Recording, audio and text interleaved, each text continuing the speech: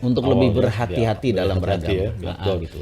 Nah kalau gini uangnya ini ditransfer ke sebuah rekening, misalnya masjid dan seterusnya, tapi sama pengurus masjid atau tadi panitia zakat itu dibelikan beras itu dikasihkan lah pada fakir miskin. Gimana? Boleh, nggak apa-apa. Itu berarti boleh. saat itu dia mengamanahkan kepada orang lain untuk untuk membelikan zakat.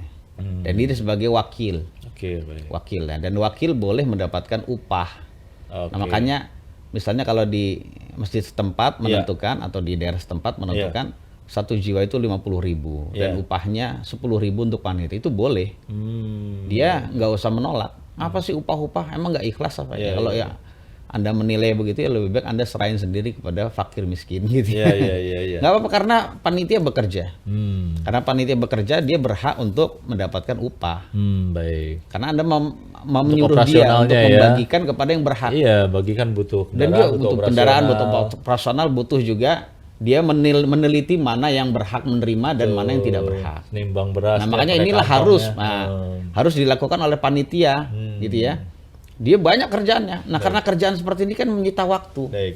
Nah, dia harus bukan harus, berhak. Ya, berhak untuk memperoleh upah. Baik upah itu berupa uang atau berupa lebihan dari beras. Oh, gitu. Misalnya 3,5 kilo tapi mengharuskan setiap jiwa 5 liter misalnya. Yang 1,5 liter buat panitia. Iya, bisa apa-apa.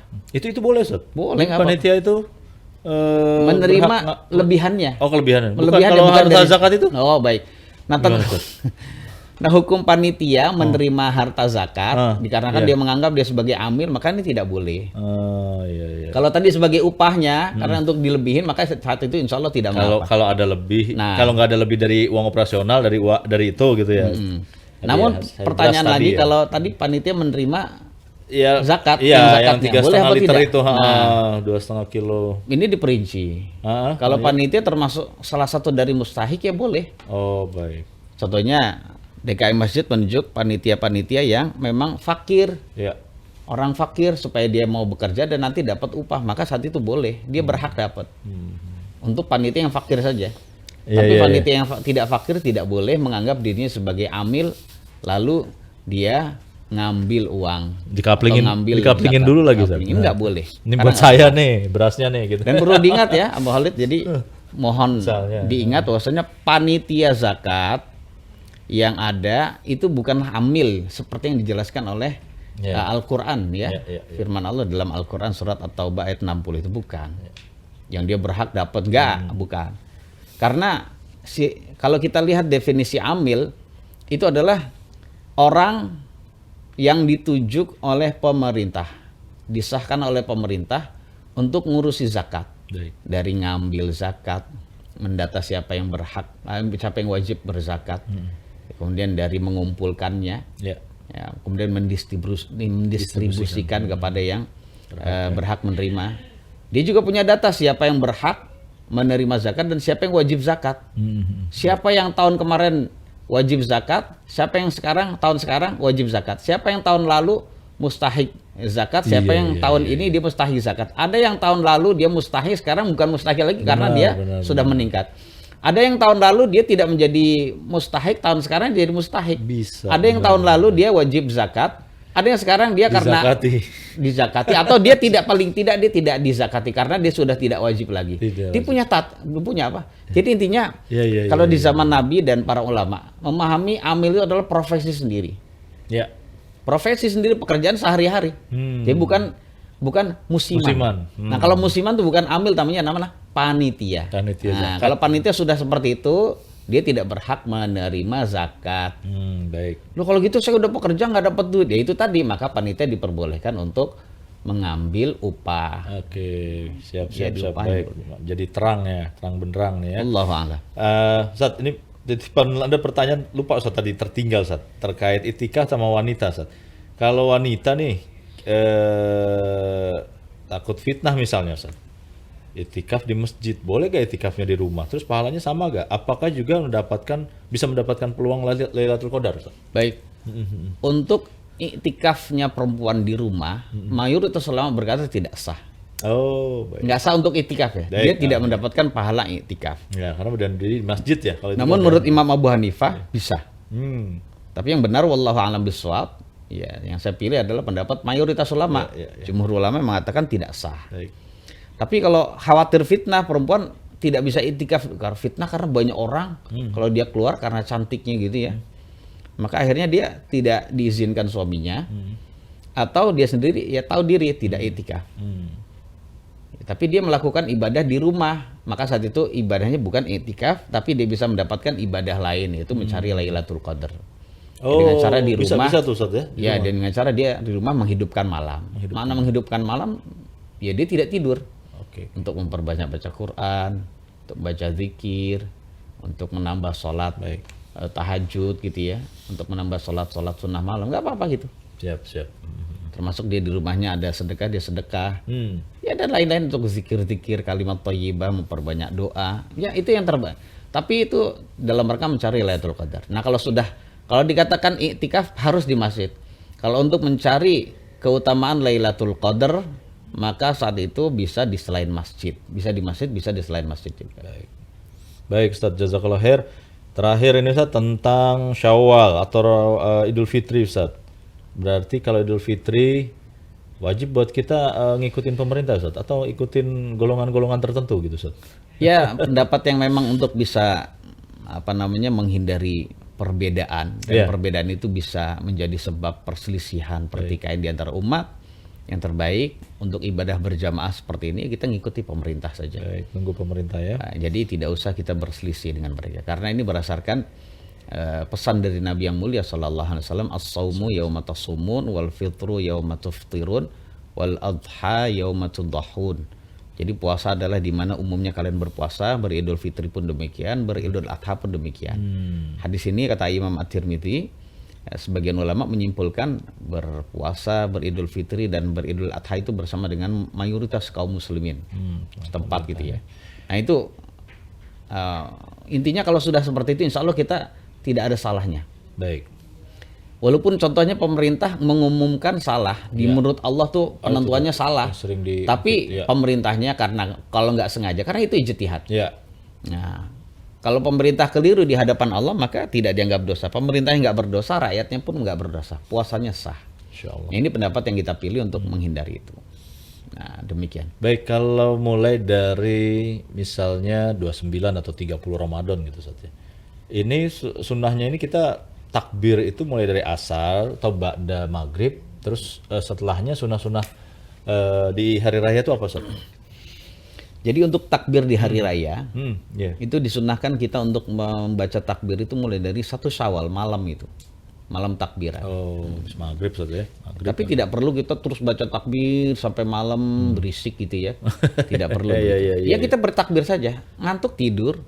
Besoknya kalau bangun sholat subuh takbir lagi karena disunahkan dalam rangka kita mewujudkan syukuran. Baik. Yang kesyukuran pada Allah yang telah memudahkan kita berpuasa dan juga melakukan ibadah di bulan Ramadan gitu ya, seperti itu. Ya artinya nggak mesti pakai mic terus-terusan sampai malam. Ya nggak usah, jadi itu bisa mengganggu. Bisa gitu mengganggu ya. Artinya benar juga ya Ustaz ya, pemerintah juga mengatur dalam hal ini. Iya sebenarnya agama ya. Kalau Anda lihat itu benar ini. Bagus ya mengatur bagus. Speaker segala macam masjid gitu ya. Ya, jangan disinisin pemerintahnya ya. Benar. Nah khususnya di sini mereka pas gitu ya. Iya. Nah kemudian tentang apa tadi? Tadi sunnah hari raya Ustaz. Sunnah hari raya. Jadi jamaah yang dimuliakan oleh Allah Subhanahu Wa Taala, ketika Allah Subhanahu Wa Taala telah memberikan kita kesempatan untuk bisa beribadah di bulan Ramadan, maka sebagai wujud syukurnya kita bergembira di bulan Syawal, ya di hari-hari penuh dengan fitri gitu ya, di hari penuh dengan kegembiraan yaitu di Idul Fitri, kita disunahkan untuk bergembira. Nah di sini ternyata ada sunnah-sunnahnya, ada adab-adabnya agar kita bisa bertambah pahala lagi. Karena orang beriman itu habis melakukan ibadah yang satu disibukkan dengan ibadah yang lain. Insyaallah. Nah, ketika kita yang sunnah yang pertama diantaranya adalah dia sebelum berangkat sholat Idul Fitri kita disunahkan untuk mandi dulu. Baik. Sunahkan mandi dulu. Baik. Kemudian habis mandi Dan niatkan mandi itu, saya niatkan mandi untuk menetapi sunnah sebelum berangkat Idul Fitri. Mungkin ada pertanyaan lagi. Mandi itu sekalian wudhu apa enggak? Atau mandi itu sudah dikatakan wudhu? Ya nggak bisa. Wudhu itu ada tata cara sendiri. Gitu ya. Nah habis wudhu, habis mandi, wudhu sendiri. Karena dia bukan mandi untuk menghilangkan hadas besar, bukan. Ini mandi sunnah. Mandi sunnah. Setelah itu disunnahkan untuk memakai baju yang terbaik. Nggak harus baru. Nggak harus baru, tapi usahakan baju yang terbaik. Yang terbaik. Ya, seperti itu ya. Insyaallah. Nih, kemudian setelah itu apa lagi? Jalan menuju lapangan. Menuju lapangan disunnahkan dengan membaca takbir mulai dari rumah sampai dengan tempat musola. Sampai musola tetap terus membaca takbir sampai imam sampai dikumandangkan panggilan untuk melakukan sholat Id. Itu disunnahkan baca takbir terus. Baik. Ya kalau capek berhenti minum dan sebagainya gitu ya. Kemudian disunahkan ketika kita berangkat itu ya, berangkat itu dari satu jalan, kemudian pulang dari jalan yang lain. Karena Nabi begitu. Ya sunnahnya Nabi berangkat sholat Id dari satu tempat, pulangnya dari tempat yang lain. Kalau memang bisa. Tapi kalau berat ya nggak perlu. Tujuannya apa? Agar bumi yang banyak itu menyaksikan kita dalam kebaikan. Jadi demikian. Itu diantara hikmah yang dijelaskan oleh ulama gitu ya. Kemudian sunnah yang berikutnya adalah kita berjalan kaki, tidak naik kendaraan. Gitu. Terus kalau memang lapangannya dekat gitu ya. Karena Nabi dan para sahabat itu dalam keadaan bertakbir jalan kaki gitu. Itu tanah lapang atau boleh di masjid, Ustaz? Baik, sunnahnya sebenarnya tanah lapang. Kalau sunnahnya tanah lapang. Kalau masjid pun tidak mengapa, boleh. Ya, masjid pun tidak mengapa. Apalagi di zaman sekarang tanah udah sempit, nggak ada gitu ya. Lapangan bola juga nggak ada, lapangan futsal nggak muat. Kalau ada lapangan bola bisa gitu ya. Tapi udah jarang juga, ya sudah nggak apa-apa, sah semua. Baik. Sah semua, jadi demikian. Baik. Kecuali mungkin lagi di lapangan, di belakang biasa lapangan badminton tapi luas gitu, Ustaz. Dia bisa dengan jalan, ya nggak apa-apa, boleh saja. Walaupun di depannya di masjid gitu. Jadi tetap di utamakan di masjid. Diutamakan di lapangan itu. Kecuali begitu. Kecuali kalau hujan juga gitu baru ya. pindah ya gitu ya, Ustaz. Gitu. Sunnahnya demikian. Terus ada nggak sunnah itu, Ustaz? Misalnya maaf-maafan, maaf lain batin, apalagi nggak kenal. Udah gitu laki-laki perempuan lagi. Itu gimana tuh, Ustaz? Ini termasuk hal-hal yang mungkin kalau bisa kita tidak lakukan. Ya, apalagi maaf-maafan. Buat apa hakikatnya maaf-maafan? Jadi ini adalah termasuk budaya mungkin harus dibersihkan. Ya, semoga Allah memberikan hidayah pada kita dan mereka semua. Tidak ada sunnahnya khusus maafkan. Meminta maaf kalau kita salah itu adalah hal yang terpuji. Namun ini adalah, dan bisa masuk ibadah. Namun ini adalah ibadah mutlaqah, ibadah yang tidak ditentukan waktunya dan momennya serta kondisinya. Kalau sudah seperti itu jangan ditakyid, jangan ditentukan sendiri waktunya. Ketika menjelang Ramadan misalnya, ketika menjelang Idul Fitri atau Idul Fitri atau yang lain. Ya, satu-satunya momen di mana kita harus minta maaf ketika kita salah, selesai. Dan nggak usah nunggu-nunggu. Kenapa nunggu-nunggu? Ya, umumnya seperti itu, Anda akan nunggu-nunggu. Dan itu pun kepada orang yang kita berbuat salah kepadanya, berbuat zalim kepadanya. Baik zalim dari sisi lisan dan juga perbuatan. Yang nggak kita berbuat salah, nggak perlu kita minta maaf. Nggak kenal apalagi ya. Anda kapan saya kenal Anda? Kalau nggak kenal kan nggak pernah berbuat salah gitu ya. Jadi nggak perlu minta maaf. Kadang begitu, Ustaz. Ya inilah beragama, pakai kebiasaan, kadang pakai akal atau perasaan. Lah kan saya minta maaf aja, masa salah sih, orang itu kan berbuat baik gitu loh. Ya, artinya gini, kalau Anda menganggap itu hanya sebagai kebiasaan saja, ya, tidak ada keyakinan dalam hati ini ada kekhususan, maka insya Allah tidak mengapa. Tapi kalau sudah menganggap ini ada kekhususan, ada keutamaan khusus minta maaf di bulan Syawal, kemudian dibiasakan juga, ini bisa khawatir kita masuk dalam perkara bid'ah. Jadi bid'ah baru gitu ya. Jadi nggak perlu minta maaf.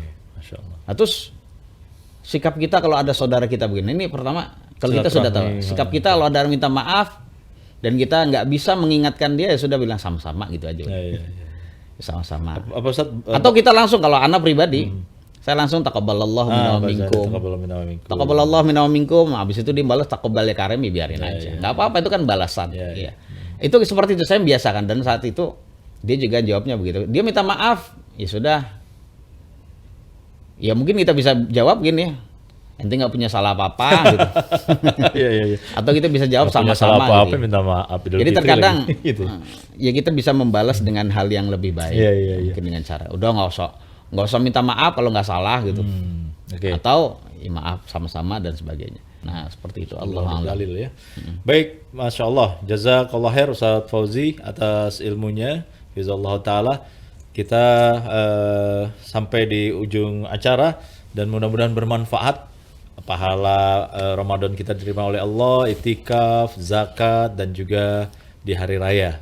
Ya, hati-hati yang pulang kampung. Ya, mudah-mudahan bertemu kerabat dalam keadaan sehat walafiat, kembali ke Jakarta juga dalam keadaan sehat walafiat. Ya, kami yang bertugas mohon undur diri. Bagi jamaah semua yang ingin bergabung untuk atau bergabung kepada kami di keluarga besar IHBS, silakan menghubungi nomor 08111541 305. Sekali lagi 08111541 305. Wassalamualaikum sallallahu alaihi wasallam. Subhanakallahumma bihamdik, syadu an la ilaha illa anta, astaghfiruka wa atubu ilaik. Assalamualaikum warahmatullahi wabarakatuh. Waalaikumsalam warahmatullahi wabarakatuh.